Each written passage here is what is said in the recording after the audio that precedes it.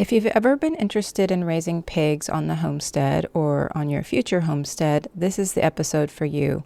Today I talk with Rhyne, a pork evangelist, as he calls himself, about the subject of pigs, and it's actually really interesting. I want you to listen very closely. First, you need a pen and paper, okay? You need some way to write notes. And then I also want you to listen how he coaches me through the decision of getting some pigs. We've been thinking about it and kind of on the fence about it, and he gives me some very good insight and coaching. So listen really carefully. This is part one of a two-part series. Welcome to the Homesteading for Beginners podcast, your go-to resource for starting and maintaining a thriving homestead. I'm Mona Weathers, your homesteading mentor and coach. Together, we'll explore the world of homesteading with the right mindset, ensuring a healthy and fulfilling journey for you, your family, and your community. Join me as I share stories from my own 20-plus year journey. We also have expert guests joining us on the show, bringing their unique insights and experiences to help you on your homesteading path. Let's grow together and create the homestead of your dreams. Okay, today I have a friend of mine that I met, surprise, surprise, on Clubhouse. I've said this like a number of times now. I met this guest on Clubhouse. He came in, he had conversations that were around homesteading, and we were instantly friends because that's how it works. That's how it works when you start talking about things that you're interested in with other people that are interested in the same thing. I have Rhyne on the podcast today. He is the pork evangelist, an educator, a consultant. He's mentored over 5,000 full-time farmers, educators, and homesteaders. And he is just a really awesome person that you will want to know and learn from. He's been featured on ABC's Localish and PBS's Resilient Agriculture and a bunch of other things. He's just awesome. So welcome, Rhyne, to the show. Sweet. Glad to be here. And I spent way too much time on Clubhouse during the plague that we had recently. And glad that I didn't waste all my time. I got to meet cool people like you. So super excited to be here. Thank you so much. So today we're going to talk about the strength you have, which is the subject of pigs and pork and swine. Okay, so today we're going to talk about the subject of pigs. And I didn't mention this before, but large-scale homesteading and small-scale homesteading are two of the topics that I've been talking about lately. We just finished up on the small-scale homesteading, and now we're talking about large-scale homesteading. And pigs fit more into that category. So I'm really excited to get this topic going. A lot of people want to purchase pigs. A lot of people, get into certain things without a lot of preparation. So I want you to help my listeners with the preparation side of getting pigs for their homestead. Can you tell us a little bit more, though, before we get started, about you and your journey and how did pigs enter your life? Good question. And thank you for the surprise. I appreciate it. No, I'm just kidding. So I guess Pork Rind, as not a brand, but as a person, was born with a sow named Louise. I used to manage an operation down in Texas. I was raising beef cattle, sheep, chickens, even managed a grade A raw dairy operation, and also pigs. So I was doing all that at once. And I had a sow named Louise. She was an English large black, a heritage breed. So they have really floppy ears that cover their eyes. You can't really see their eyes, but they're looking at you just by their snout pointing at you. Like, okay, those are basically eyes. Because pigs really depend on their smell more than their actual eyesight. And so we had Louise. She was 600 pounds. One day, she just broke out of every single infrastructure and enclosure that my team tried to put her in, and they had to bring me back onto the farm to come kind of corral her. And so I went back.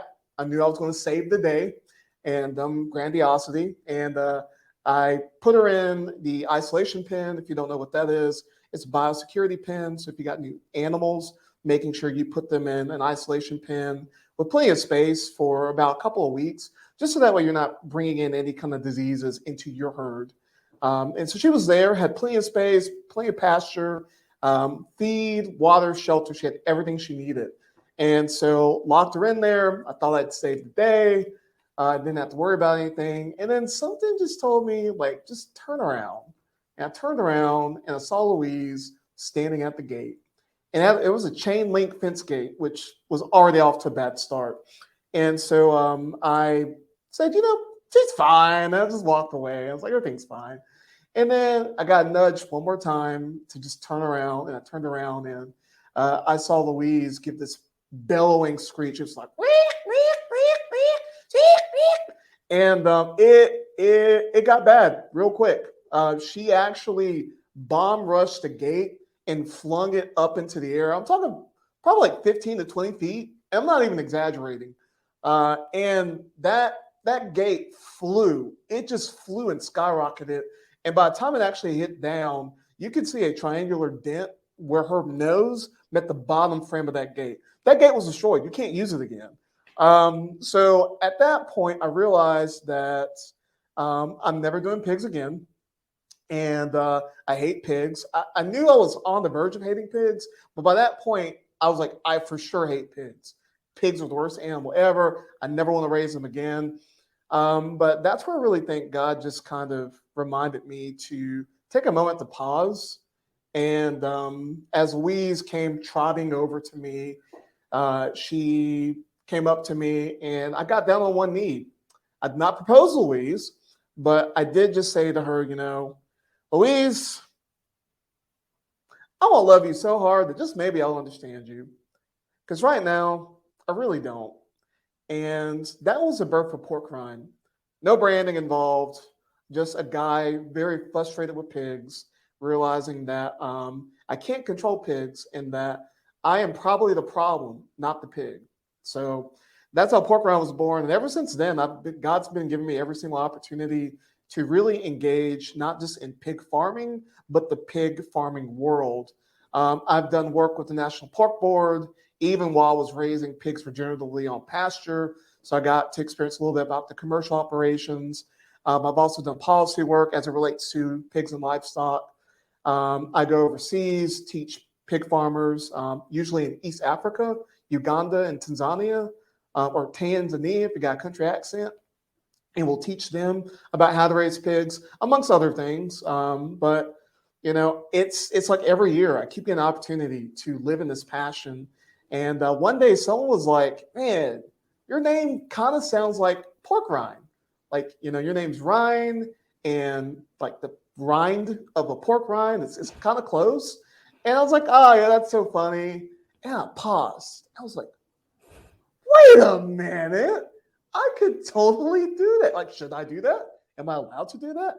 And I went with it. And man, it went from like Pork Rhyne to now Pork Rhyne the Pork Evangelist. I'm just really grateful for the support I've gotten from transitioning into this space, and not just farming, but also homesteading. Because I didn't really understand y'all homesteaders. I've never been a homesteader myself. All my experience has been production based. And so that's kind of what I bring to the table. And then I kept getting invited to all these homesteading conferences. And I was like, who are these bunch of weirdos? Like, such weirdos. Why do they all have 12 kids? But ever since being incorporated into this community, I've just simply fell in love with y'all as a people and the values that y'all have. And I can't wait to one day, not so much be a homesteader, but more of a farmsteader, if that makes sense.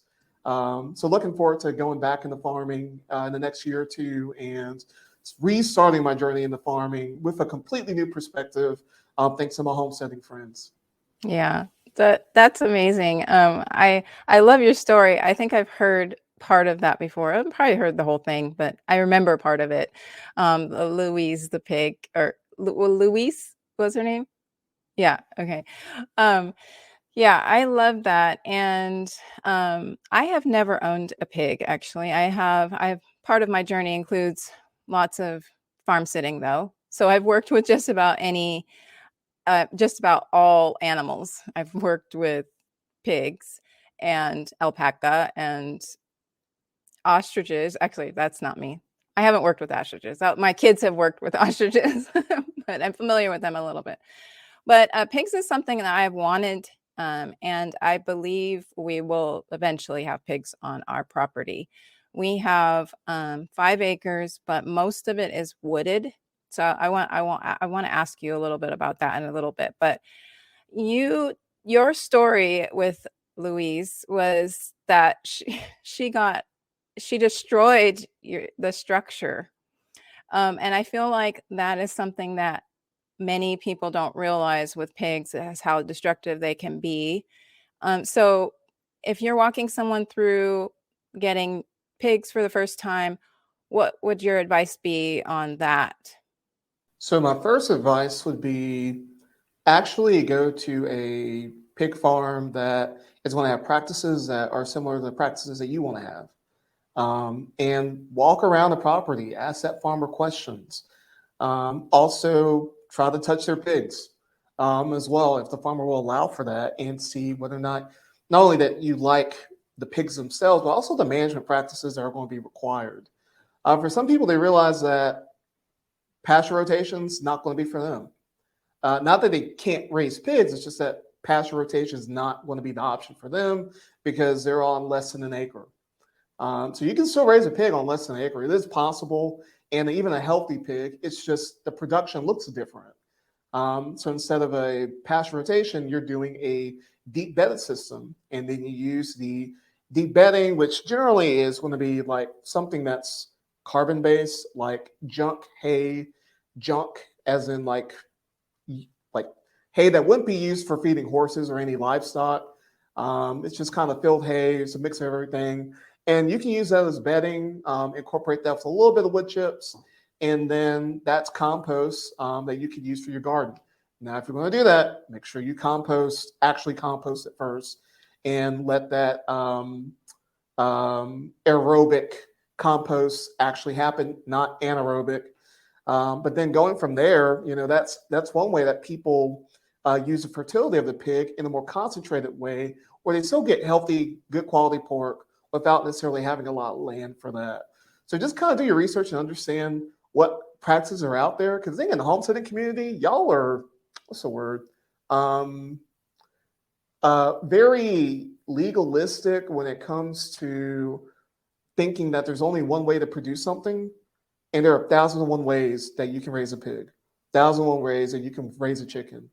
And ironically, when I go and consult different homesteads and actually am on the property, I see 1,001 different ways that people are raising animals, but they all feel enslaved to raising that animal one type of way.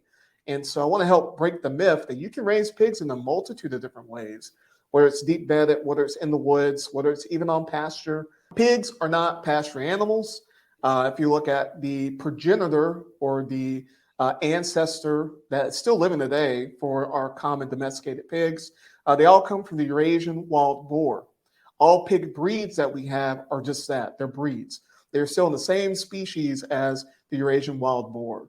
And so those animals are not found moseying through meadows. They're not found in open fields. They're found in the brush. They're found in the forest because they like shade. They need shade since they're very heat sensitive. So they're prone to heat exhaustion a lot quicker than, let's say, a sheep, a cow, or even a goat. So they need shade. They need a wallow. Those things actually help preserve the life of the pig. And so that's another thing. Like, do you have adequate shade for your pig? Do you have an adequate source of water for your pigs? In some cases, you need to create a wallow if it gets too hot. Are you okay with that? Some people, they love their pastures being nice and manicured. And so the idea of creating a wallow is just insane. So maybe a deep bedded system with a shade structure might actually be a little bit better for someone like that. For other people, it's okay. They love wallows, so it just depends on what people's context is. Part of like my pork rind brand, my tagline is wisdom without the hogwash, because a lot of people get indoctrinated into doing things one kind of way. And then the people who are teaching that aren't giving their context as to why they're doing that. And so people are learning, but they're not getting the same success that they're seeing that YouTuber get because they don't understand their context is different. Yeah, I love that you are bringing that up, because I am not one to just like do things just because someone else does them or doesn't do them. And I had Larry Wheeler on the podcast, and we talked about permaculture as well, and the fact that it is a way to do things intelligently for the property that you have, basically. And I feel like that could mean so many different things for so many different properties. So there's so many different climates and microclimates and things like that. So I love that you brought that up, because I think you have a point there, that people tend to get into one mindset and think it has to be one certain way when it can be a multiple of different ways. One of those ways could be the woods you mentioned. So because I want to know this for myself, what would be a good way to start off? Like if I wanted to I have about 4 acres of woods. It's all hilly, so I don't know how much of it would be usable, but how would I set something up so that the pigs were secure in a woods type situation? So wisdom without the hogwash. What's your context? So I heard forest. I also heard hilly, like on what incline, like what degree of incline? We talking 90 degree? We talking 50-degree incline? Like out. Yeah, probably 50, 60 in some places. Yeah, it's pretty hilly. Okay. And what's your soil type? Oh, we got the Georgia red clay here. Okay. But I have lots of different types of trees in the woods as well. Cool. Yeah, so those are good ways for me to kind of understand your reference point. And you don't have any flat land that they could also access as well. Is that correct? We do, but it's kind of, I mean, we do have some areas, but I have horses as well, so they need the flat land. Good old bankruptcy starter kits. Yeah. Okay. Horses actually were the first animal, and the reason I got into homesteading. I had the horses before I had anything else. Way to go, horses. At least they're doing something right. All right, so I'm gonna get past my horse bias. So given your context, you can raise pigs. I think the biggest thing is you're going to be limited to some capacity. I'd like to talk about infrastructure first. Since you have red clay as a soil type, that's a lot better than rocky soil. So you can still use electric fencing. I probably would recommend like 2-strand polywire.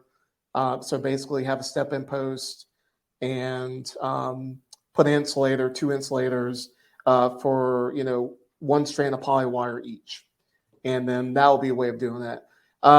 If you're not comfortable with your land just yet when it comes to raising pigs, use regular step-in posts, I think. But once you get to a point where you know your land pretty well, then I recommend using rebar and a donut insulator. That way it's a little bit more permanent, but it's not super permanent to where, if you needed to move it, you wouldn't be able to, like wood posts or something like that. So I think that's one thing. Water will also be a little tricky. So how are you going to transport water to the pigs? On a surface that's an incline of any kind, your watering options are a little bit limited, especially since most water containers need a flat base to them. So I probably wouldn't even recommend a container-based water system. I think for right now, what might work a little bit better would be having just a hose with some water nipplers, some pig water nipplers, and just attaching that to that hose. Have a rebar post put in the ground and attach the hose with the nippler onto that rebar. Make sure that attachment is tight. Some people use wire, whatever you want to use to hold it in place, and then the pigs can use that instead. That will help with no barrels or water containers rolling down a hill, then breaking all of your electric netting or electric fencing, and now the pigs are out. You don't have to worry about that. So that's a good thing. It will be a problem depending on how cold it gets. So if it gets really, really cold and your water line starts to freeze, then you might have to think about transitioning to giving water through a bucket, which may be convenient, maybe won't be convenient for you. At that point, I would probably recommend having the pigs down closer to more flat ground where you can have a water container. I do not recommend a water trough because it'll just flip that over. So I recommend, preferably, because you're not going to start out with a lot of pigs, preferably, this is me assuming you're going to start out with 2 pigs, period. So we're not talking about scaling up a business. It's just you starting out with a handful of pigs. A water barrel will work pretty well. You can use one of the like blue water barrels, punch a hole through it with a drill, add in your pig water nippler, and make sure it's at the height of the pigs. So generally with that, you want 2 nipples, one that's at the height that they are as they're weaned, as weaned piglets, and another that's going to be at the height when they're a little bit more mature. So that way they're not having to bend down a whole lot to drink from the water and get water. So that'll be one thing. And other than that, when it comes to shelter, pigs can be pretty resilient. So it just depends on what kind of breed of pig that you get. Some are more adept to living outside than others. And so we can talk about the difference between heritage breeds versus more conventional or commercial breeds and the pros and cons to that. But I think ultimately it's possible for you to raise pigs from a infrastructure standpoint.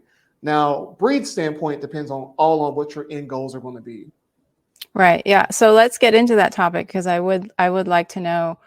My end goal will just for us would be just food for our family. So maybe enough to share with my extended family or something like that, but nothing to sell other people. We will talk about that later, but for other people who might be interested in that topic. But for us personally, we just like for our family. So what breed would you recommend? Well, the breed that works for you. That's not enough information, and I get that a lot from homesteaders. Like, oh, I'm just trying to get a pig that's going to feed my family. Okay, how big's your family? How much pork would y'all normally consume in a week or in a month or in a year? Do you like fat, or are you more fat averse? Then how much land do you have? I think you said how many?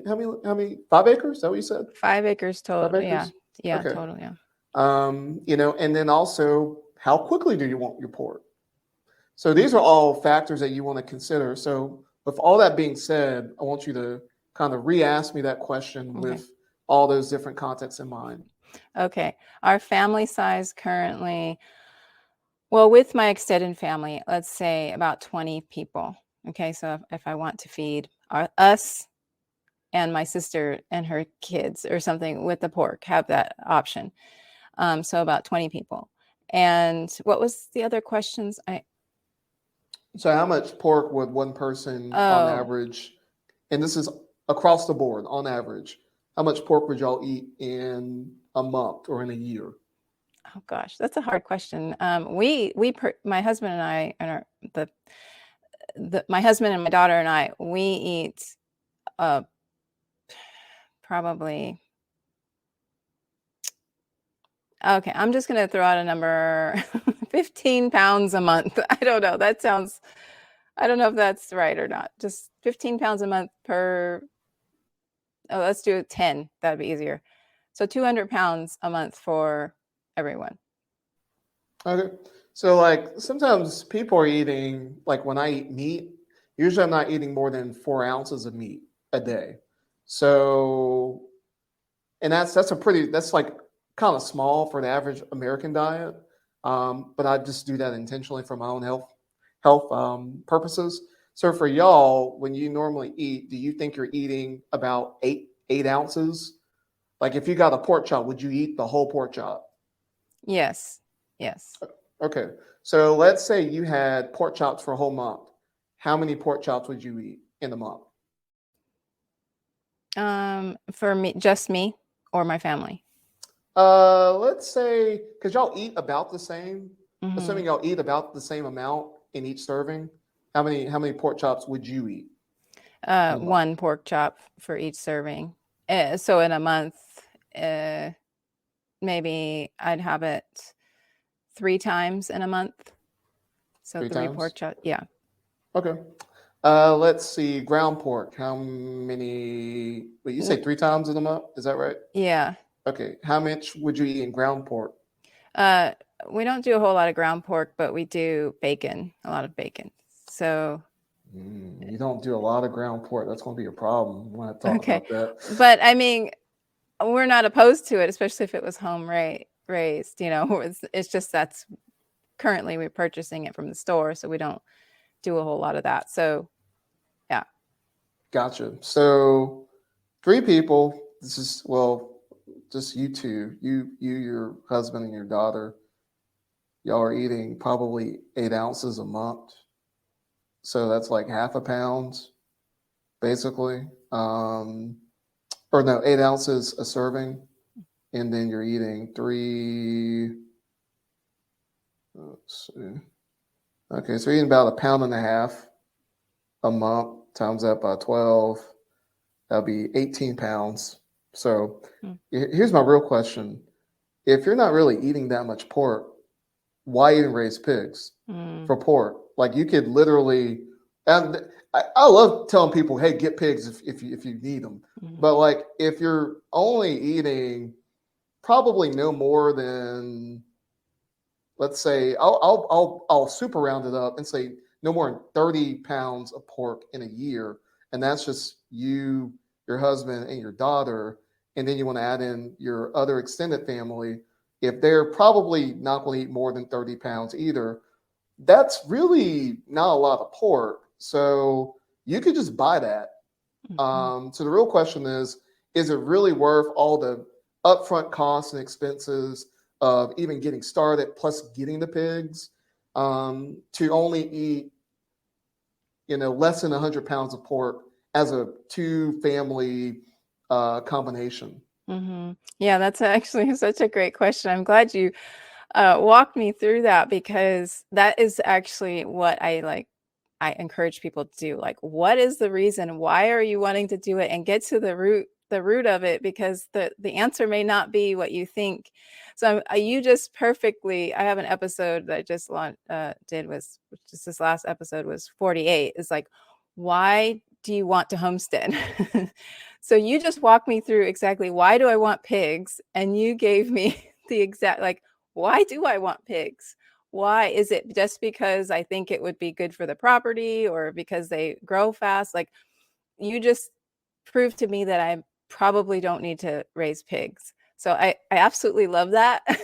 And I appreciate that. We didn't even talk about breeds. It's just like you don't from a consumption standpoint, and a consumption standpoint alone, you do not need to raise your own pigs. In fact, I would recommend partnering up with another homesteader who is more enthusiastic and does plan on eating 100 plus pounds of pork in a year, and just partner up with them at a discounted rate, getting maybe half a pig. That might be something you could do. Just make sure you understand what breed that they get. And if it's a small breed, you're not going to get, you actually can get 30 pounds back from a small breed of premium products. But the more poundage that you want, the less that you're going to have of premium cuts because a lot of the smaller lard breeds tend to have a lot of fat on them. And you're going to get more sausage than like premium cuts. And the premium cuts that you do get are not going to be 8-ounce cuts. They're going to be closer to like between like 4 to 6 ounces, which is a little bit below what most people would eat or be comfortable eating on average. Yeah. So yeah, like that being said, do you still want pigs? Yeah, I don't think I do. I think my energy could be put in other ways, because I've been homesteading for over 20 years, and I know, and I've been farm sitting, and I know what goes into taking care of animals, and adding, and this is something else I talk about, like adding one more animal is one more animal you have to be responsible for, that can get sick, that can have problems, that might get out of their pen and you have to deal with right before you're off to an appointment. Like, so yeah, I don't think I want pigs anymore. I mean, I'm not, and I like that idea that you said, teaming up with someone else, because that is another thing I talk about. Like, you can get the things that you want through other people in your community. Like, make sure that you are looking into what other people are doing around you, so that maybe you can get what you want. Like, we would like good, home raised pork, but it doesn't mean that we have to be the ones raising them. So I love that. I love that you just like did the coaching exercise, and this is what people get from you when they when they hire you. Is that correct? Yes, ma'am. Yes, ma'am. That's awesome. That's awesome. I really appreciate that. Okay, that's it for part 1. Come back next week for episode 61, which will be the part 2. If you're listening to this in the future, it's already there. So just go over to episode 61. I want to say one last thing before I sign out. Pork Rhyne is, if everything goes right and everything goes well, Pork Rhyne will also be joining us in the Homestead Income Plan group to teach on raising pigs as an income source. So if you have not joined the Homestead Income Plan group, the free Facebook group, then go ahead and go to, you can search in Facebook for Homestead Income Plan, it'll pop up, or you can follow the link in the show notes. So I'm really excited about the future of this group, because it will help so many people get a right start on having a solid income source, learning from people who know how to generate an income, and so that your journey will be easier and less of a struggle. That's what happens when you learn from mentors and coaches. So join the free Facebook group. Okay, have a wonderful day.